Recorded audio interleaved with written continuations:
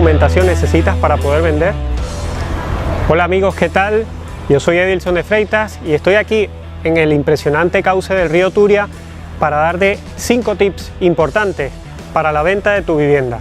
La escritura de propiedad, que es el documento que habla sobre la vivienda y sobre los propietarios. La nota simple, que es un documento actualizado que te dice quiénes son los propietarios y si tiene algún tipo de cargas.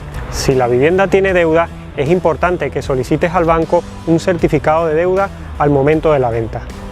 Luego, es importantísimo el certificado energético, ya que no se puede firmar en notaría la venta de una vivienda si no lo tienes. Y por último, necesitas copia de las facturas de los servicios para poder cambiar la domiciliación bancaria y la titularidad de los servicios. Recuerda, sin estos documentos no podrás hacer la venta ni tampoco firmar en notaría.